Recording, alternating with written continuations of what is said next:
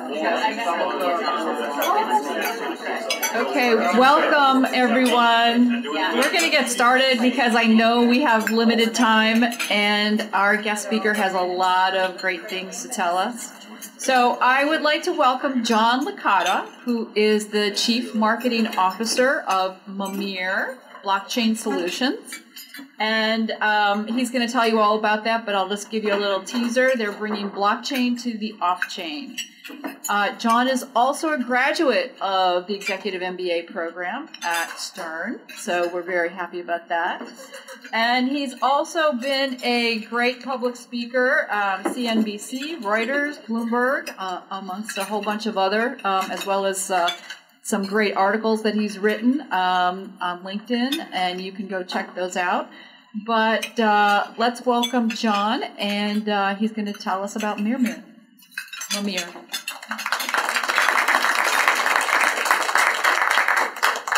Everybody hear me okay?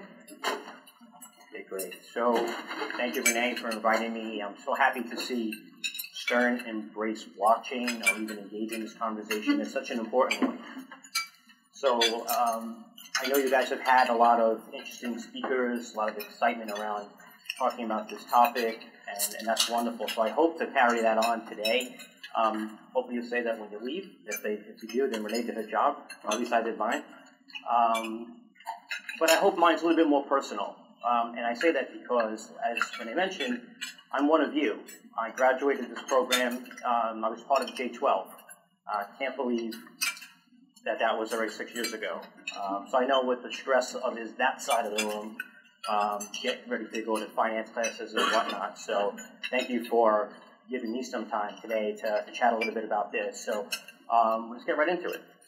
So I'm the CMO of Mimir Blockchain Solutions. Real quick, I was the CEO of Blue Phoenix, which was independent research and consulting. For 13 years, I actually was in this program and I ran Blue Phoenix full time. My colleagues and I guess my classmates would always appreciate when CNBC came here live and we did a segment and we pulled some of the students out of class and we talked about something, whether we were here or on our first GST when we were in Istanbul. We did a program with Reuters, so it's kind of cool to do that and have an opportunity to learn from this program. And maybe as I'm talking a little bit about blockchain today, I can tell you my own experiences about what the program did for me and how it kind of related to how I moved from energy into this wild and volatile space called blockchain. So let's get right into it. Blockchain, the time is definitely now for this. You can see from some of the lower bubbles, I probably could have had a fourth and just included Facebook for the recent data breach that took place over the last week, which has certainly got a lot of press. But at the end of the day, data has to be kept private. Your personal data should be just that, personal. So what we saw with Equifax last year was 143 million American accounts were hacked. 143 million accounts. So you may or may not even realize that your own data was compromised, whether it was your birthday, whether it was your driver's license, your social security number, clearly your name. That was part of the ramifications that came out of Equifax, and quite frankly, a lot of it's still trying to be figured out now.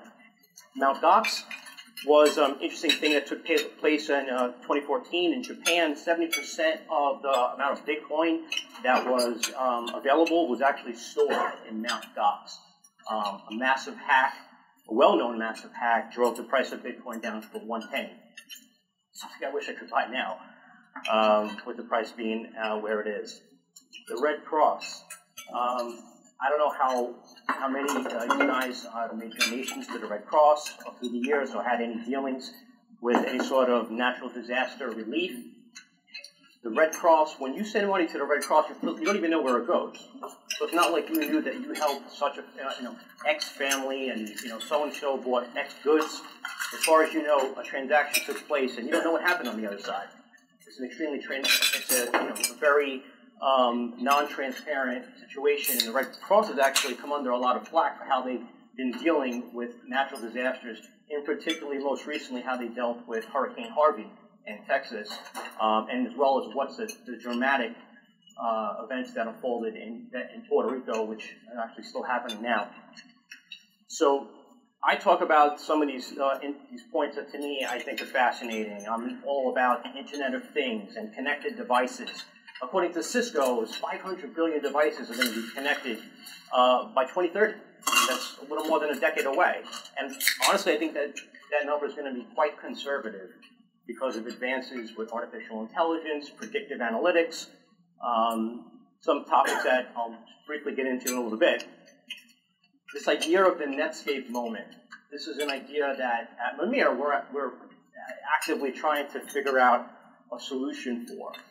Back in the 90s, Netscape was one of the first ways you could connect to the internet. I mean, www. Everyone went on, and it was easy. Blockchain needs that easy moment. Right now, it's still extremely complicated. And at Mimir, what we're trying to be is that HTTPS. That you go on a web browser, you see in the upper left-hand corner, typically like a green lock, and that gives you the idea that you're going onto a secure browser. Whether it truly is or not is up for debate. But blockchain needs to have this scalability improvement on a massive scale. And what's flawed right now is if you can consider that there's 30 million Ethereum web addresses, but yet there's only 30,000 current nodes to satisfy that demand. It's a massive imbalance. 48,000% of an imbalance. It's massive. So what we're trying to do is really truly bring blockchain to the off-chain and be the first world's decentralized Ethereum service provider. Just like Netscape was able to facilitate getting onto the internet, we're going to be able to access, allow dApps, the decentralized applications, to be able to hit users where it counts on a mobile device. And we're going to do that in an interesting way.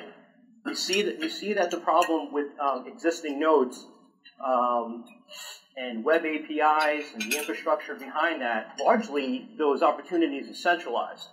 And that's a problem. That defeats every major opportunity that the blockchain was basically conceived to fix. Right now there's a company called Infura, which I think they process around 6 billion data transaction requests per day. 6 billion. And yet they're centralized. So imagine if we could rectify the solution of what that can actually mean. So again, what we're trying to do is incentivize nodes. If people aren't familiar with nodes, real quick, I mean, it's basically a two-way communication that can transmit and receive data, a computer, a cell phone, a printer. And we feel like if we can incentivize people, then maybe at night, if you think about it and maybe keeping it really easy, I have a laptop. At night, I can keep it running, and this little laptop can make me some money, and the cost of powering this is only going to be like running one additional load of washing machine. From an energy perspective, it's quite simple. We're solving all the massive energy problems with blockchain as well, if you consider how we're actually approaching this by incentivizing people to join. This whole idea of decentralized platform, we just feel is really, really, in essence, the essence of blockchain. And 95% of current executives, they were trying to figure this out. We've had the opportunity to speak with a lot of people around the world in recent months, and it's just amazing how people have great ideas in terms of applications, but they're challenged when they're trying to figure out, well, how do we access the blockchain? So, I mean, while everyone's getting headlines related to cryptocurrencies and the volatility associated with all of these cryptocurrencies, the fact of the matter, the blockchain can help solve a massive problem when it comes to scalability, regardless of whatever cryptocurrency is out there. And we're built on Ethereum. Our founder, Nicholas Fierro, was one of the original developers on the Ethereum Foundation with Vitalik Buterin in Switzerland. Quite proud that Nick was part of that original conversation, and that's been filtering through the essence of having credibility and a great team, something that two people that are going to be valued in the space need to be built on. So I chose this slide because I wanted this to show you guys how blockchain could potentially disrupt a lot of different opportunities and sectors. I will say very high level, I mean, augmented reality, having autonomous vehicles. I did a project last year with Toyota. The entire project was based on blockchain. Trying to figure out, how car sharing is going to take over. And if I have different driving habits than, say, Renee, maybe she drives faster than I do. Maybe her insurance is going to be tailored more toward her she'll pay more than me who doesn't drive the car very much. So blockchain is also going to bring things down to a very granular level. And so that's one of the interesting things that we see. Healthcare. Your data, again, if your doctors can actually securely get to your data in advance of you actually going to the hospital or to see a physician, that can actually help save lives. Most lives are actually lost because people are having a very hard time getting to a hospital. So we see a lot of opportunities related to commerce. We see clearly fintech is a part of blockchain, but I'll be honest, I mean, the way we look at it, fintech is a small component to what we see as being the future of blockchain.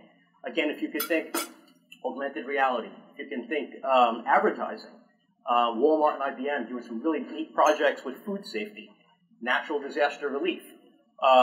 We were invited to speak at the Pentagon in the fall, and the whole genesis of that conversation, again, was post-Hurricane Harvey, on how do we actually get supplies to people who truly need it.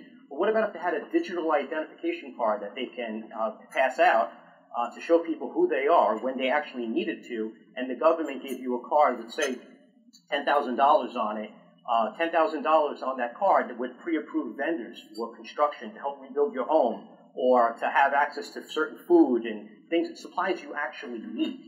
And I can tell you, I wrote a book called Lessons from Frankenstorm. Being a New Yorker, I lived through Sandy, and growing up, my neighborhood in Staten Island was devastated.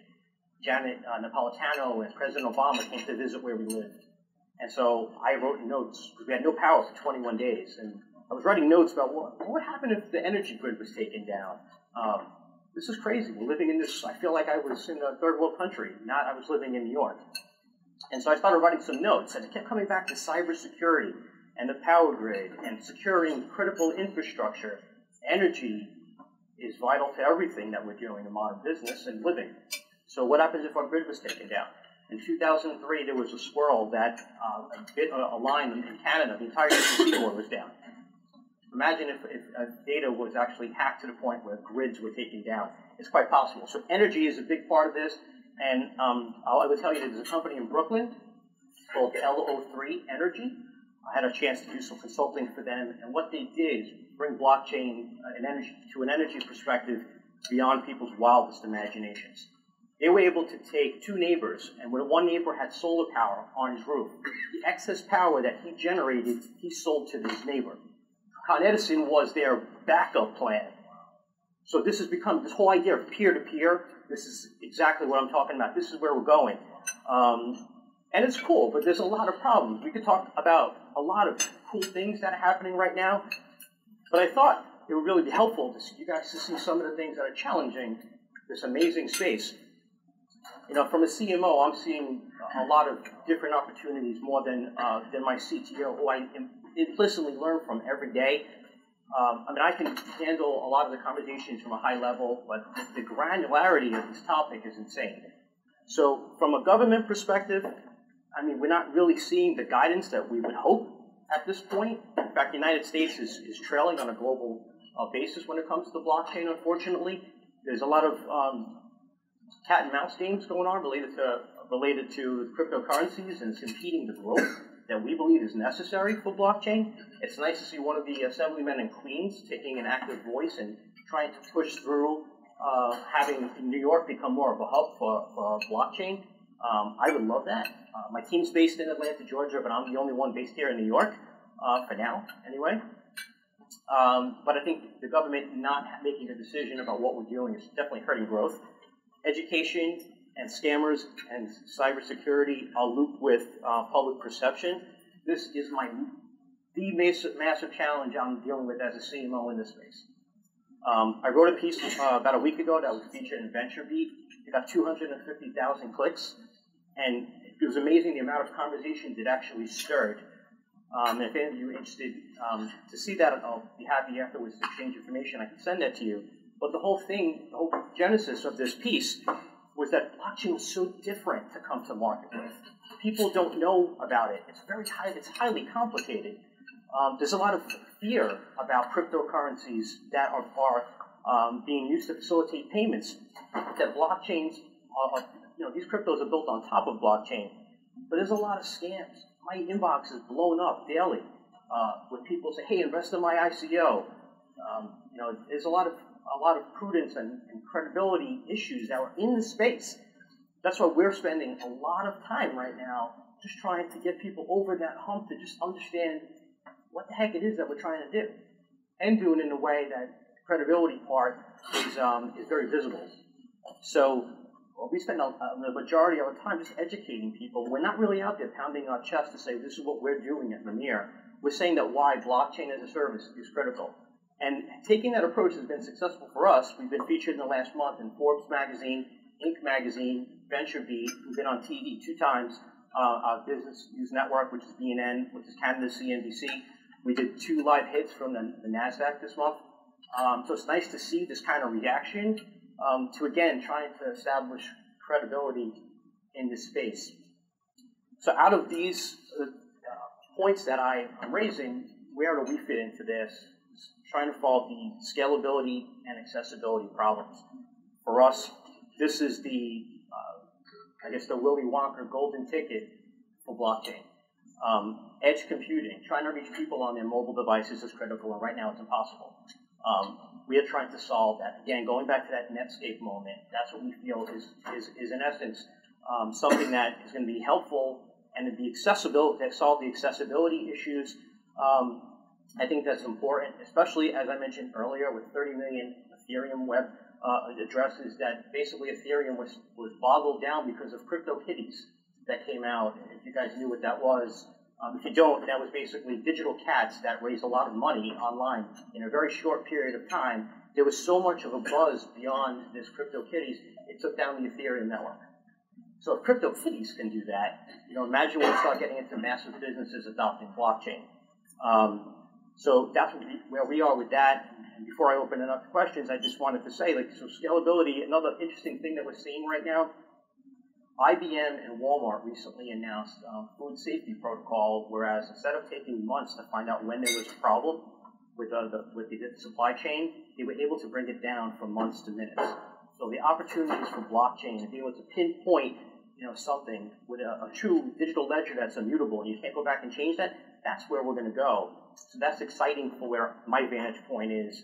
And again, I'm not the CTO of the company, but I've been learning so much about this, and it's been fun. And so I welcome your questions at this time, and keep it very informal. I know what it's like to be on your side, so by all means, just we'll take some questions. I'm wondering, do you see the industry breaking up to serve specific industries? Or, it sounds like you guys are doing work in a lot of different spaces. But as things move along, it seems like it can serve so many different industries that there might be specialization that comes down the pipe. Yeah, and look, I'm sure there's going to be specialization for some folks, but going back to that idea of Netscape just allowed people to get onto the internet. What happened thereafter was not for them. Their job was connecting people. That's our job, trying to connect people onto the blockchain. We're really agnostic about the businesses that could come out of the blockchain. So where the silos are going to start to happen, and maybe some specificity is going to take place, that's a no-brainer that's going to happen. But from our vantage point, we're the infrastructure. Maybe a good analogy is we're the VeriSign of blockchain. In fact, that was something that Inc. magazine recently said about us too, which was awesome. But again, different needs for different folks. We like to be the boring infrastructure play, and hopefully the boring wins out long term. Are you focusing on just Ethereum blockchain, or are you trying to be blockchain agnostic someday? So great question. So as I mentioned, our founder, Nicholas Fierro, was part of that original Ethereum Foundation coming to the market. He was part of the original pre-token sale of when that happened. We know that there's other opportunities that are emerging, and we're exploring those. Our platform can easily be adaptable to a different protocol, but it's the Ethereum. And why? Because of smart contracts. We really have a huge belief that smart contracts are going to become a growing part of modern business. But I'm sure other platforms are going to come out that may adapt smart contracts, but right now our bet in the race is Ethereum. You may have spoken to this, but I'm not sure. For scammers and cyber threats, what's your method? What's the plan against that to circumvent that? So, I mean, clearly, a lot of people are out there and they look great. I've seen some projects like, wow, this is awesome. Until I went to their team section, I saw that one of their board members was Ryan Gosling. So, I mean, you just have to be extra prudent, and you need to find out that if there's, the team is certainly a huge selling point. The project, are they a white paper is really, anybody can write a white paper. But I think one of the differentiators between scams and the companies that are really trying to push something is real products. And I think that in 2018, the industry needs to move away from white papers alone. We need to have tangible products. And I think that will eliminate some of the scam. But quite frankly, I think you'll always have scams to a degree. But I think that's where caution is certainly going to win the day. And then finding out about the products that they're talking about. Are there really partners behind them? And if they're not, then maybe you should pass. I guess my question is probably, is it a platform that you have that you can circumvent that? Like, are there safeguards that you can put up so that when people are actually accessing these different ventures, that you safeguard against those scammers and threats? Is that something that you can build into it? So during our protocol, the encryption process is certainly, I mean, look, I'm not going to say that we're hack-proof. But to the degree that hack-proof is a potential phrase, I think we're as close to get to that. But by scammers, what I'm really trying to get to is the point is people trying to raise money on projects that are not valuable because they're not real. And, I just went to a conference the other day. It was a Reuters event here in New York. It was Wall Street and the Internet of Things. And half the room was lawyers. And the reason why half the room was lawyers is because they're dealing with phony white papers, people trying to raise money, an idea they thought of last night, and today, hey kid, I'd like to raise $50 million.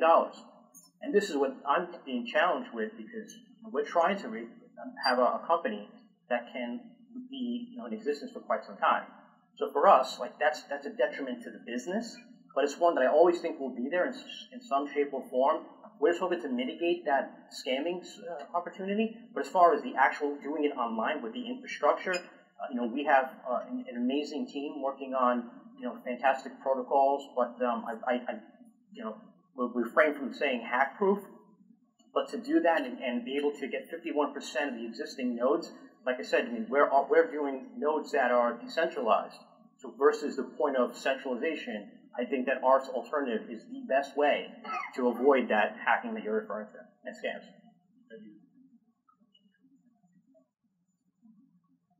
Anybody else?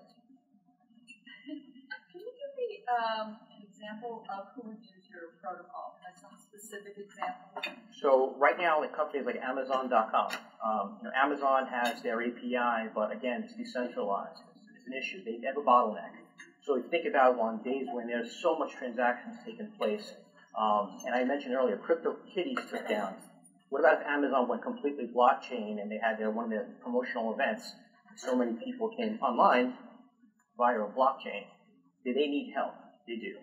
On IBM, we see IBM as being a leader with the space. However, their Hyperledger project is a permission-based private versus us being more open to the public. But in terms of clients for us, our bread and butter is the developers building decentralized applications. We see those people that are coming up with decentralized applications need a conduit or a bridge, something we actually call Mimir. Our product is the bridge of E2I, a bridge to the internet. We feel like those developers, they don't have the time nor the money to get involved with blockchain. So we're helping them gain access to the blockchain, the Ethereum-based for now. But right now, that's our target audience.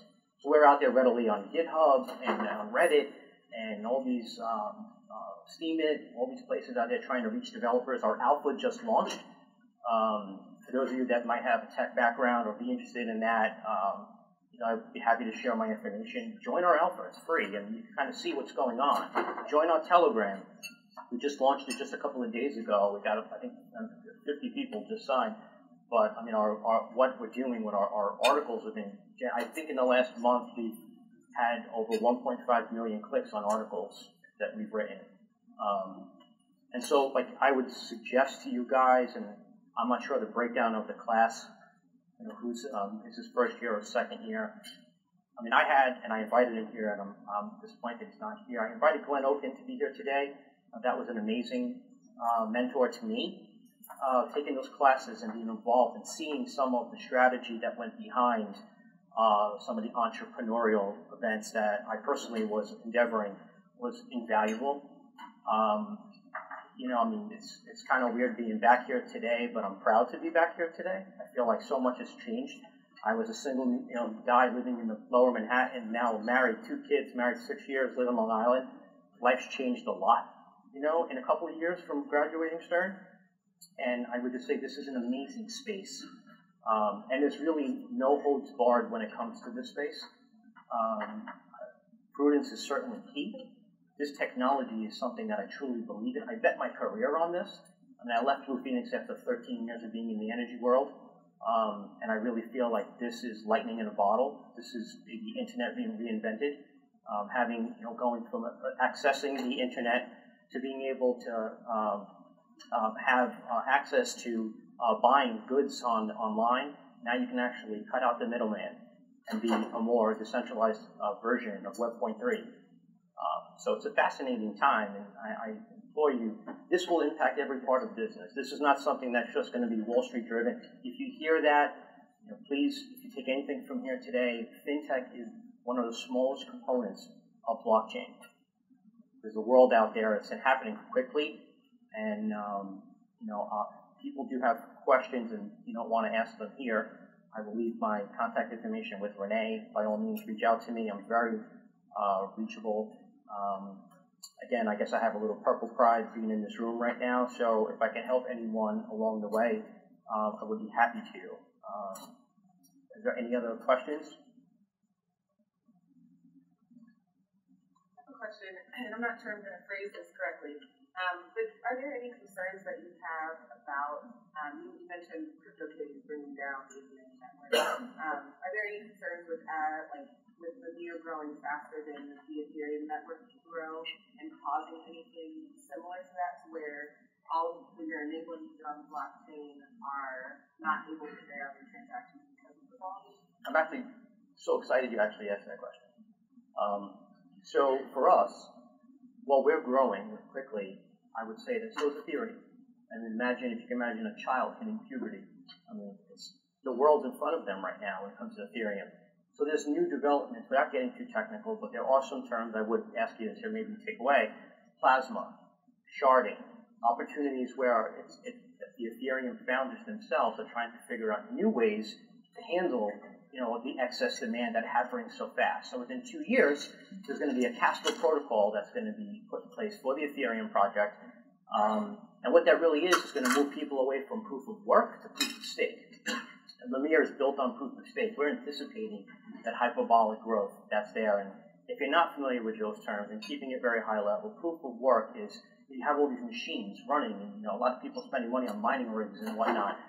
And those rigs are what's getting people Bitcoin and cryptocurrency.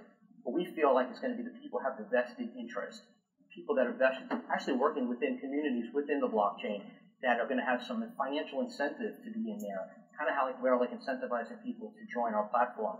I just think it's a long way to go, maybe 2 more years before I think Ethereum Casper protocol is in full effect. But that's a problem the industry definitely knows about, and one that hopefully we're helping to be a part of the solution.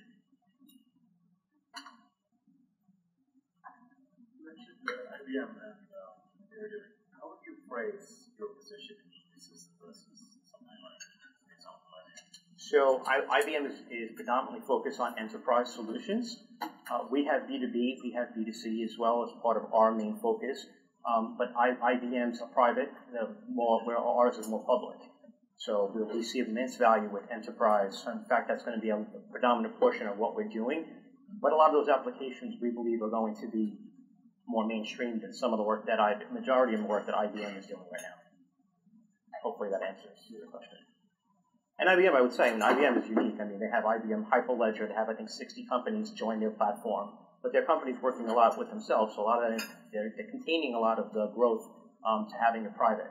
I have a Fabric, which is part of IBM, without getting too granular, it's basically trying to take some of the more complicated smart contracts and break them down and still keep them anonymous so people's data are not being taken. That's the genesis of IBM Fabric.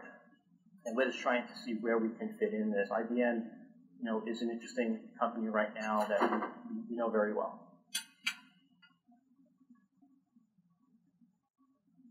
Can you give me an example of B2C for you guys? So in trying to validate what we're doing, and maybe this goes back to the question that came a little earlier about scanning. So what we were trying to do is just show people, hey, this thing actually works, and this is what you can build. So trying to fulfill that and show people this is a free product, we came out with two products. One is called ETHWatch, ETH-Watch, ETH-Watch, and it's .io if you guys want to check it out. And that really is to have any push notification from any account that you have on a blockchain to go right to your mobile phone. So if you know, like, your account's being opened or someone's looking at it, you'll know it. Consumers would find extreme value in having push notifications, and that notifications can be really interesting potentially to a retail customer that while you're walking down our floor in Walmart, there's a specific sale going on of a product you previously bought based on your customer buying history, and all of a sudden they sent you a notification because that item's on sale today. So that's one product that we're doing right now. So we have ETHWatch, and then we have ETHMail. ETHMail, which I hope you guys hear a lot about it in the next couple of weeks, is basically WhatsApp on a blockchain. So that's more for consumer basis. But we also feel like there's an amazing opportunity for enterprises to use that. I mean, people think WhatsApp is encrypted, and it is to a degree.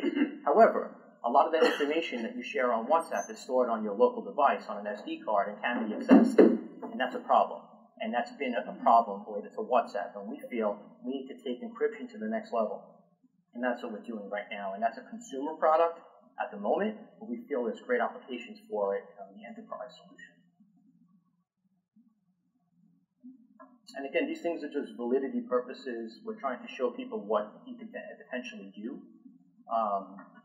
And we're excited about what comes next. But we hope that, the IBMs of the world and Walmart, who we actually are sharing a stage with next month here in New York, I could send Renee the information if you guys are interested. We're going to be on a stage with them talking about scalability issues and the future of blockchain. So it's funny, we like that we're kind of being involved in those conversations, and hopefully there's more to come. But the applications have to go beyond white papers, and that's so important for the industry. Any other questions? Okay. Well, great. Thank you, John, so much. If anyone would like to find out more,